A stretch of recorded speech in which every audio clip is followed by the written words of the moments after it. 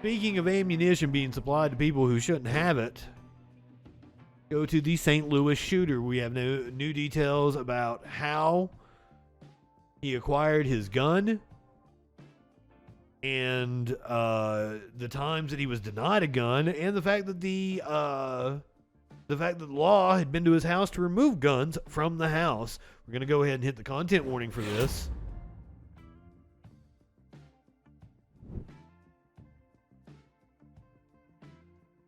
Since this is involving a school shooting, I do want to give my disclaimer. Remember, kids, shoot up drugs, not schools. Much better time for everyone involved. News 4 has uncovered St. Louis police were called to the shooter's home multiple times. That includes when his family was concerned he had a gun and they wanted it removed. News 4 investigator Susan Elcori takes a closer look at what's happened at the teen's South City home over the course of many months and why some info is missing. We found police records that show officers went to the shooter's house days before the tragedy at Central VPA. When we tried to find out what happened, we learned officers never filed a report. Turns out that wasn't the only time. They contacted us and said that he had a farm, I believe it. Well, motherfucker. Okay, we had given the cops props in this case. They did not pull a Uvalde. They took the shooter down. It seemed that they acted with courage and bravery in the face of an active shooter.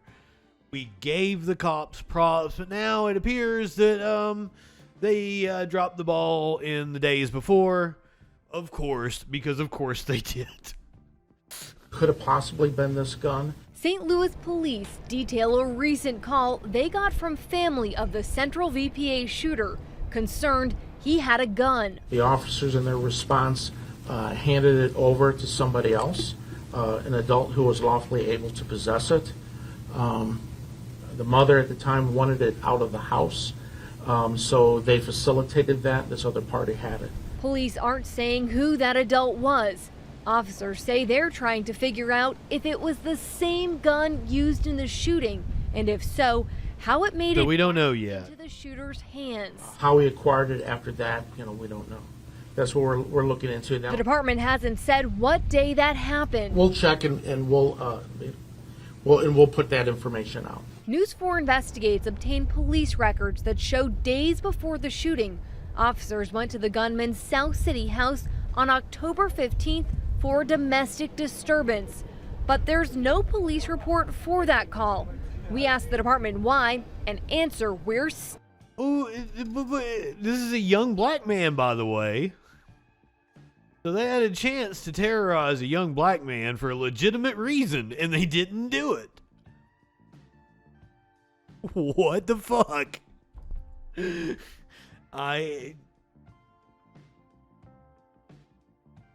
is the world that we live in. Still waiting on. I've got to give credit to the family. They made every effort that they felt that they reasonably could. And I think that's why the mother is so heartbroken over the families. Okay, if the family made every effort they reasonably could, it is on you fucks. It is literally on you fucks. Now, there is the matter of legality, the laws. What exactly could they have arrested him on, held him on? Their ability to be able to confiscate the firearm. There are the local jurisdictions policy on it, to the state laws. There's a lot of red tape. So don't think I'm going all out on the cops, but yeah, mostly the cops. Fuck the cops. They dropped the ball on this. They paid for his episode. Police records show in all, officers were called to the shooter's house at least 6 times, twice this past July, one for an accident, the other for a suicide attempt, and again, no police reports for either call. Last year, police were called to the home 3 times, including for something involving a weapon. Another was for the crisis response unit, officers trained to handle mental health calls. Mental health is a difficult thing, you know. It's hard to tell. And I don't want to pass this off on mental health because Or it act seems that We're this kid was an continuing to follow up with incel. police to get more information and to better understand the process of when a gun is taken from someone and what police ultimately have the ability to do. Susan L. Corey, News 4 investigates. Yeah, but some states are like, I don't know that Missouri is like Alabama, for example, on civil asset forfeiture. They do indeed use that to take people's shit all the fucking time. And in some states, because they're red states, they have laws, you know, proactively banning the confiscation of guns and shit. So that's what I'm saying. Like, there's still the subject of exactly what the law was, how they could operate. But it really seems that the cops dropped the ball on this one big time. I'm going to hit the content warning for the next one as well.